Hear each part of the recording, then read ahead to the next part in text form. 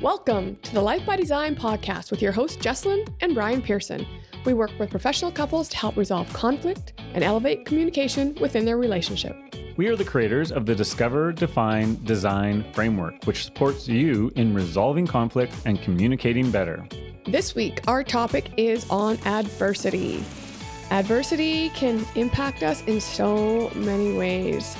And because it does strike everyone, we're actually going to break this into a two-part series. And in our two-part series, we're going to focus on what we call CORE. And that stands for control, ownership, reach, and endurance when it comes to adversity. So this part one is going to focus on the C and O, control and ownership of adversity. So Brian, what is adversity? Well, in relationships, it happens a lot, as everyone out there probably knows. There's you and your partner, you and your family, you and your kids often engage in arguments and problems of all sorts. And that's pretty well what adversity is all the stuff of life that comes at you and tries to impact your way of life. Yeah, and that, can come from angles unknown. It can be anything from an illness, job loss, destruction to the home, the pandemic, which everyone experienced. Pandemic is a huge one, yeah. So why is it important? Because you have to face it. It's going to happen. There's no way to avoid adversity in life. There's no way to avoid adversity in your relationship.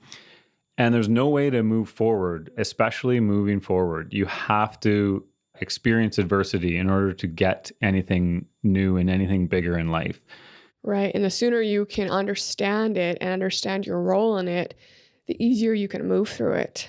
Mm-hmm. So typically, how does it work? In a relationship, it usually looks like blame or maybe resignation. So one partner just giving up. Maybe you just kind of give up on your kids because they're little brats for whatever reason. Right. Maybe you give up on your family. Like you got sisters or brothers or a mom and a dad that just don't communicate or operate properly inside of the family, and you just experience a lot of adversity and conflict when it comes to dealing with those people. Yes. You mentioned money and job loss. That can create a lot of strife in a relationship as well, which turns into blame or like that giving up factor. Yep. Same with illness. Mm-hmm. All right. So our first takeaway is going to focus on control. So how much are you letting adversity control you? Or put another way, for those who caught our last podcast, how much is adversity taking away your choice? Mm-hmm. Control and choice are fairly intermixed because there are things that you can control and there are things that you cannot control. And if you continually try to fight for those things that you can't control, you're basically giving up your choice on those things. You're trying to make a choice where somewhere you in an area you simply just don't have a choice to make. And that causes so much angst and negativity. I know a great example for that one was when we had our first son, and it ended up being an emergency C-section, which of course I wasn't expecting and I didn't plan for. And so the planner in me, I lost control, right? I had no choice. It was just, hey, this is happening, let's roll.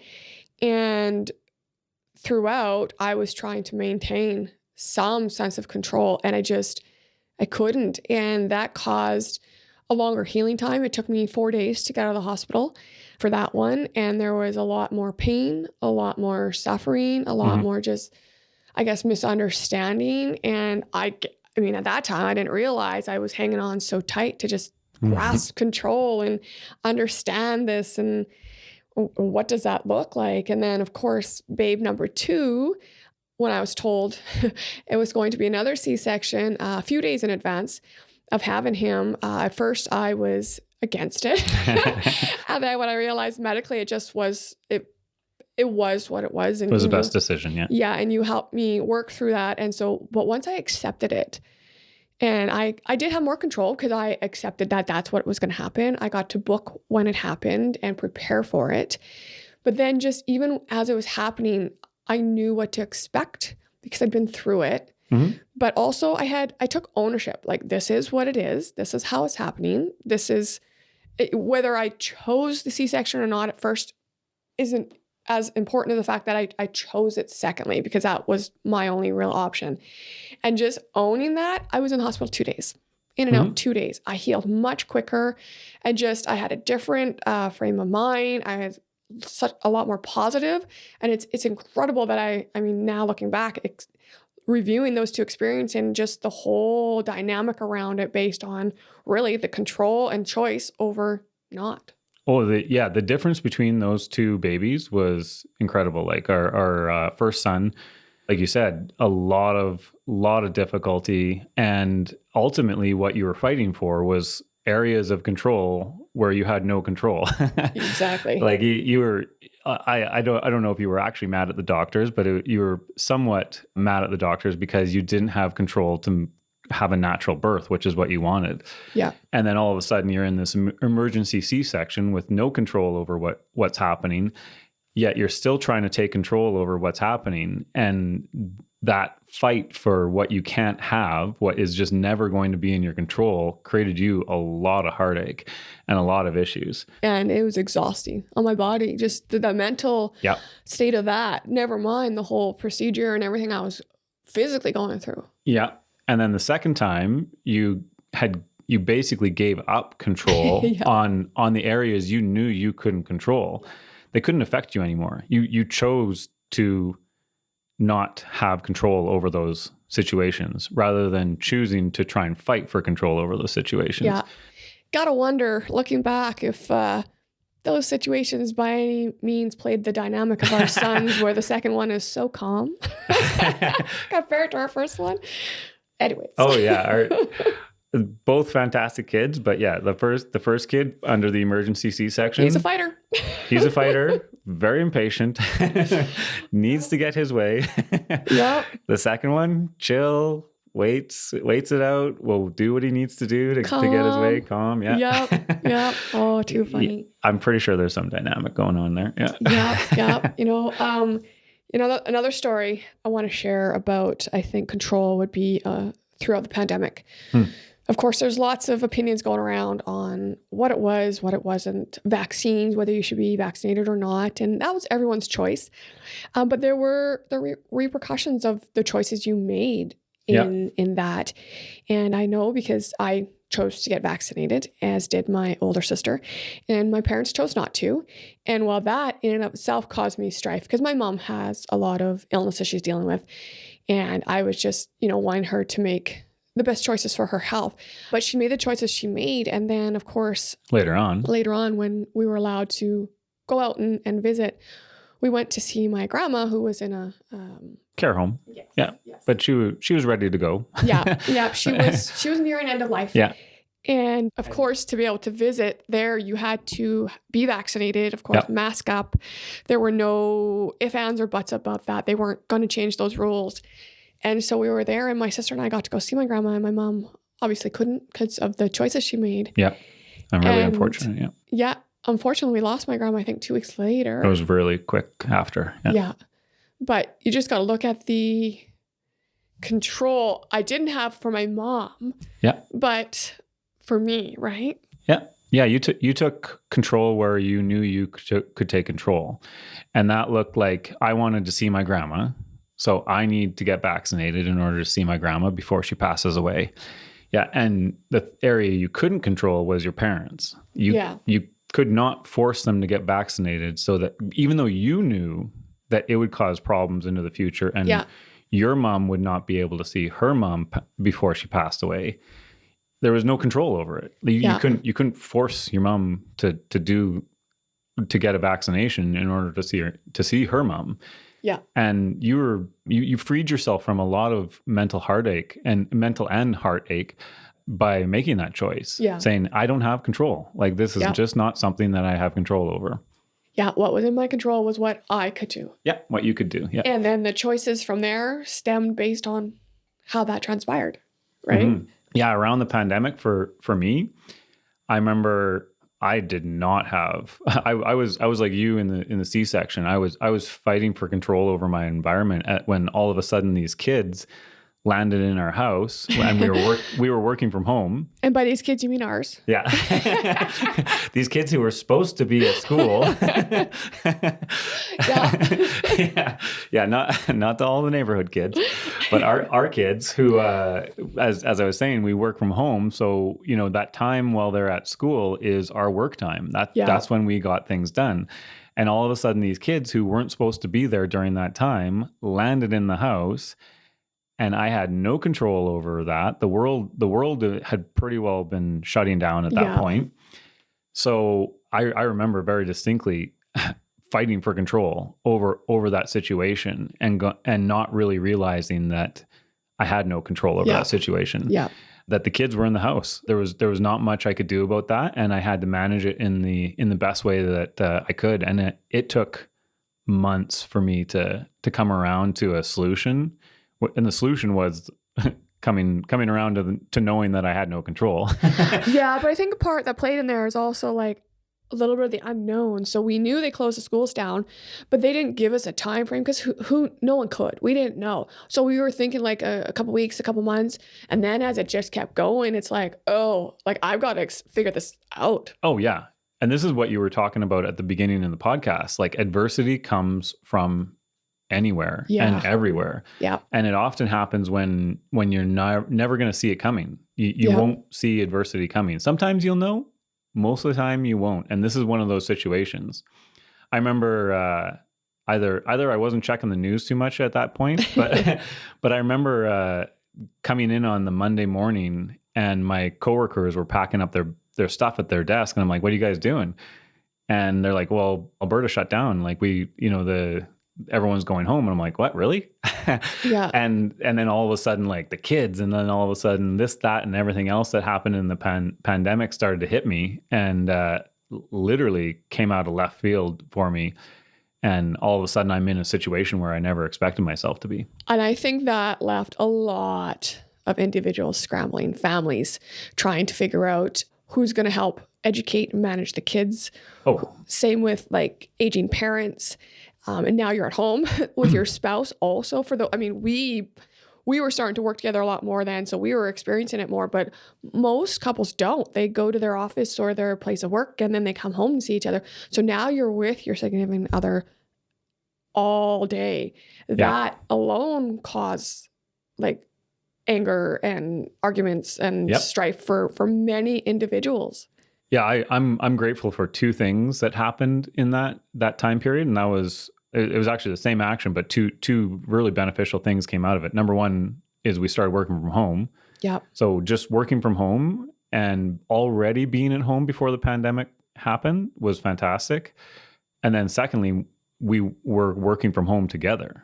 Yeah. So like we didn't have to try to experience what it was like to work with our partner inside of the house together already. So both of those things we kind of checked off those boxes before the pandemic hit. And I'm really grateful that it kind of happened that way. Cause like you said, I think a lot of relationships did not experience it that way. Yeah. I know we have a lot of friends who work out of town, and I've seen the dynamics of some of their relationships change when the husband or the wife comes back in to town. Their job changes. Yeah. And all of a sudden they're in the house a little bit more often. And all of a sudden the relationship doesn't go south or anything, but like you can see that there's all of a sudden an adversity level in the house that wasn't there before. And I'm not even sure most people look at it like an adversity thing where all of a sudden their environment and their life is impacted in a way that they didn't have a week ago or a month ago. Yeah. Things shift in terms of all the freedom they had and control of their lifestyle at home with the kids, whatever they did in a day. You now have a partner in there who is in your space, who maybe can or can't help, but you're now got to work around that. And that's not something you originally accounted for. So yeah, it causes a bit of disruption for sure. Yeah. Huge disruption. Yeah. What are some other areas that we see in ourselves and in other couples that experience some control and some ownership problems in terms of adversity? I think money is always a key topic for almost anything, but yeah. Money, real estate for us. Yep. as real estate investors, there was a lot of adversity at the beginning. Yep. Mostly with me. Yeah, I was fine with it all. She made the decisions, and then I had to make sure it actually worked. But at the beginning, even though I owned property, I was kind of against becoming a real estate investor. Yeah. And part of that adversity was just sort of the knowledge of it. So the control of having a real estate portfolio, I didn't know where I had to control it. I didn't know where I had no control over that portfolio. Probably the fact that it was your decision initially kind of made me like react a little bit, saying, I don't know, this is not my decision. This is your decision. Yeah, exactly. So it took a while for us to get on board with real estate. Oh, also understanding our roles in it, right? Because we both were thinking we could just both do everything. And it took time to sort out where our strengths really lied in that, and what I had to let go of and what you had to let go of and what we had to accept in that whole environment and way of doing business when it came to real estate. Yeah. We're both certified real estate investment advisors. And inside of that course, it's funny, there's no actual real estate advice in the certificate that we earned for ourselves, because most real estate investors can't even figure out if they can even handle real estate and should even be in real estate. And that was one of the things that we had to figure out too, is like, okay, what is our sleep at night factor? Like when we invest in real estate, what is going to be the thing that allows us to sleep at night?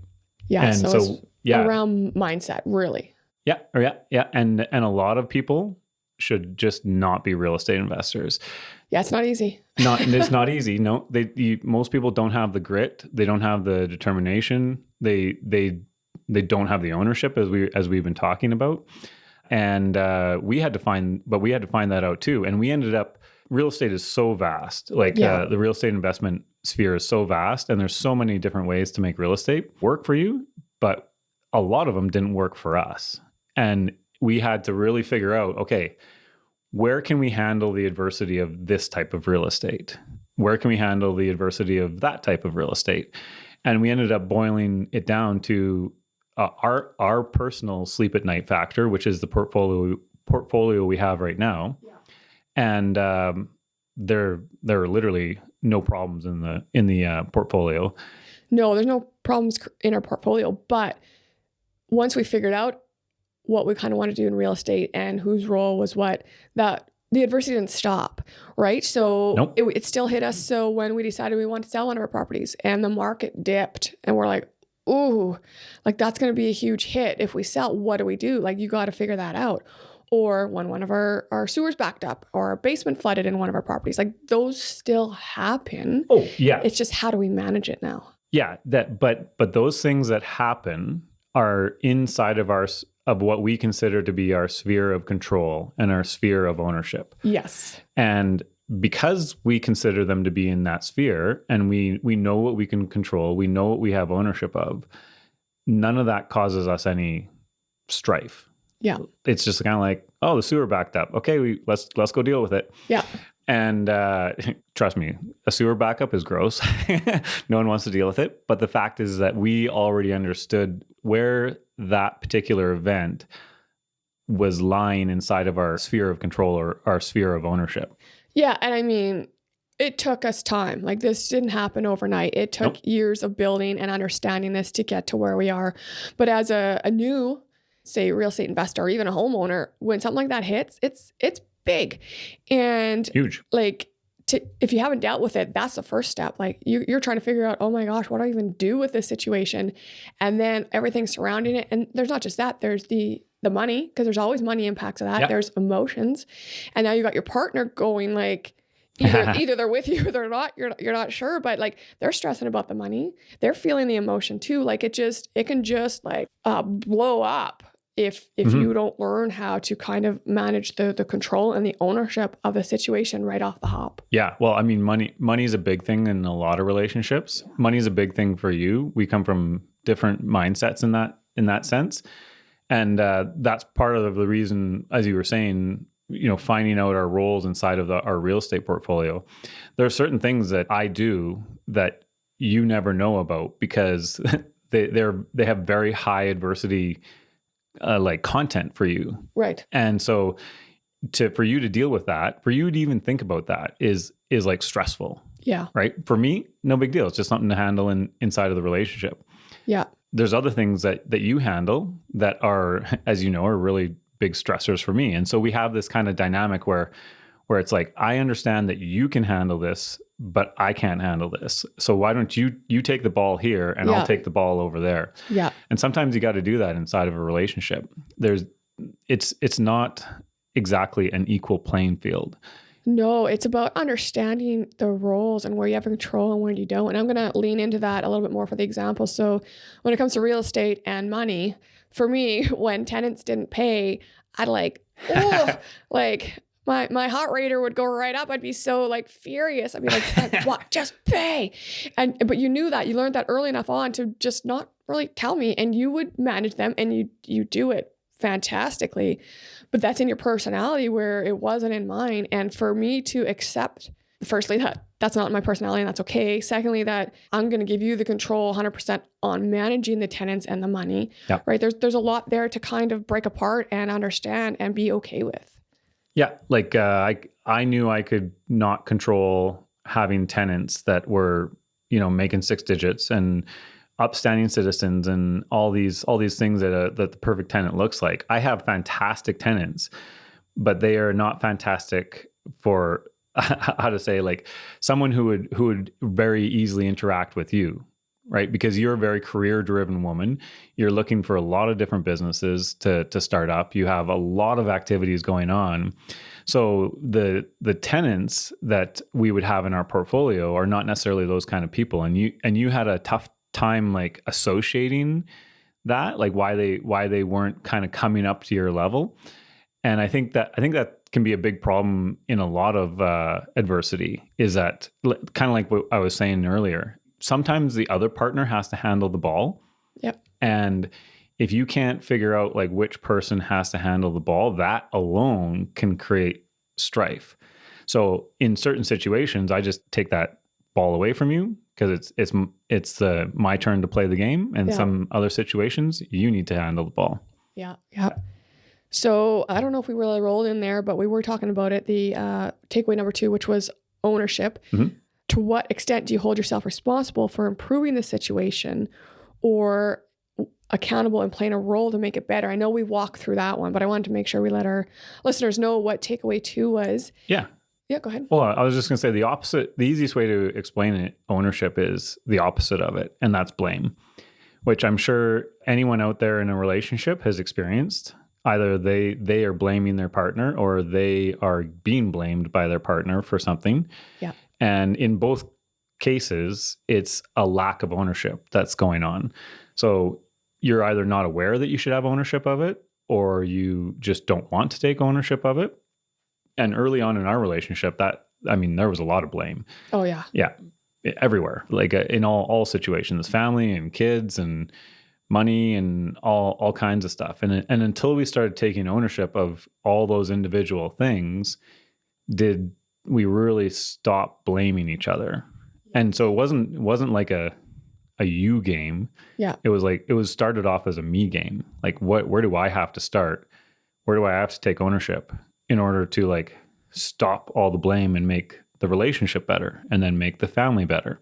Yeah. And I mean, we talked about ownership when it came to, even just me owning the fact that I was having the second C-section and where ownership lied in the real estate. Mm-hmm. So takeaway 3 is adversity is unpredictable and can strike at any time. Yeah, we talked about that a lot. Real estate happens all the time. Family happens all the time. Illness. Like, I guess this is a story of adversity, but when we were in Mexico just recently, a bottle fell on one of the tile floors and cut our 10-year-old son's ankle. You were off at the spa at that time. Yep. And, we handled it, his first stitches were in Mexico. That's not a typical event to happen for a 10-year-old. But it literally had no impact on the vacation. in fact, you didn't even notice that his foot was wrapped up when you came out of the spa hours later. And yes, I did. No, actually, your best friend pointed it out. So I didn't look down. The point is that like even though it happened, and even though you weren't there to control it, and even though it happened in Mexico, which is perhaps mentally not the best of places for it to happen, although medically it was a fantastic experience. Yeah, there was like no impact to it. So we knew where we had control over that situation. We knew where we needed to take ownership and do what we needed to do. And the whole rest of the vacation was totally fine. Yeah, I think exactly. We managed, like you said, we knew what we had to do with it, and we knew kind of what to help him with expectation-wise and pain-wise, and we just managed it. And he was still, aside from that day not being able to go in the water, of course, the next day he was able to pretty much perform any of the normal activities he was doing anyways. Yep. But who could have seen that coming? Yeah. And I think if you don't know that adversity is going to come at you at all kinds of unpredictable times, then that vacation might have been a totally different vacation. And you might have been like, oh man, like, why did this happen on my vacation? Why did it have to happen now? Why couldn't it have happened a month later, right? Yep. You have all these stories about like the what ifs, but the reality is that anytime, anywhere, adversity is going to come and try and kick you in the butt. Yeah. And the sooner you can take ownership and control of that, the sooner you can get through it. Yep. Absolutely. So to recap today's takeaways, first one, control. How much are you letting adversity control you? Takeaway 2, ownership. To what extent do you hold yourself responsible for improving the situation? And number 3, adversity is unpredictable and can strike at any time. Our next topic is going to be on adversity part 2, where we're going to dive more into reach and endurance and what you experience when you're getting up to big things. We release podcasts every 2 weeks, so be sure to hit the subscribe button on your favorite podcast app to journey with us and create your life by design. Thanks for listening to the Life by Design podcast with your hosts, Jessilyn and Brian.